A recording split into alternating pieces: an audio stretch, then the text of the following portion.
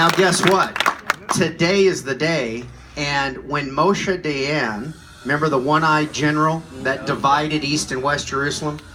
The dividing line of East and West Jerusalem, I am not making this up. This is not an exaggeration. This is fact. The line of the pin drew right over that property right there.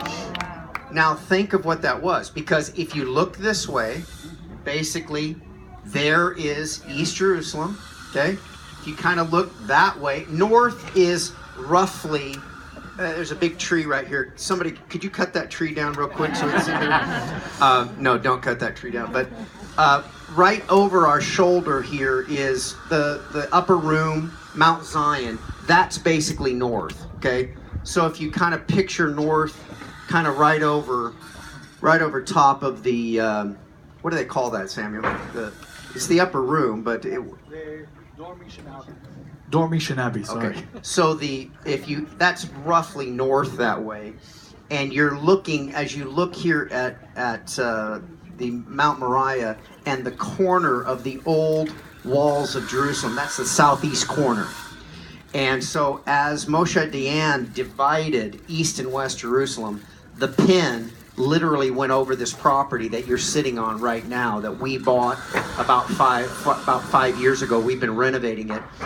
Then, as we were signing the papers, Samuel, Lori, and I, Lori's here somewhere, so I think she might be inside, and we were talking, and I just made a comment to the owner. By the way, the owner, one of the funniest stories about this, I don't know how much time you have. I only need about another hour. Is that all right? Tell us. Okay. We have a lot of preachers in the crowd. Yeah. We're used to it. Yeah. Blessed are the short-winded; they'll be invited back. So I'll be short. But the owner up here was Mr. Applebaum, and the owner of the lower floors was Mr. Buxenbaum, and they hated each other. Okay, it was the Hatfields and the McCoys. The first time we contacted Mr. Buxenbaum, told him that we had negotiated with Mr. Applebaum, he said, "No, you didn't. He's crazy," and hung up. And so we, by God's grace, acquired the entire property. The whole time we were buying the lower floors, the very kind New York Jewish man, real sweet guy, older guy, very successful guy, was signing on the corner of every page like they do contracts here in Israel and saying, "I don't know why I'm selling you this building. I don't know why I'm selling you. I can't believe I'm selling it. I can't believe I'm selling you this bill. I can't believe." I mean, he definitely didn't need the money. He didn't need the money, and it was one of the most amazing things that today we sit here with this vision where the gospel is going to be preached. A group is sitting here, a beautiful afternoon in Jerusalem, and I asked at that signing, everything around here, Mount Zion, Mount Moriah, City of David, everything kind of is Mount this, Mount that, Mount the other thing. What mount are we on? And he said, "I don't know. I'll have to look for you."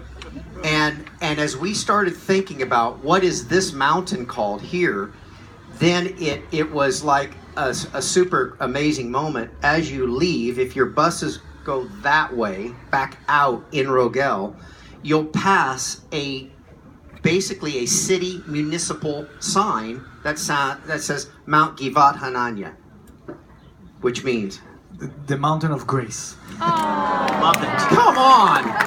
Really? You're sitting on the mountain of grace, looking at Mount Zion, Mount Moriah, Mount Scopus, and the Mount of Olives. The dividing line of East and West Jerusalem went through the property, and it's on the Jubilee year, 50th anniversary of the reunification of Jerusalem. What a great day to be here. Come on now! And how many are glad that the city is no longer divided? Matt, thanks so much for hosting us.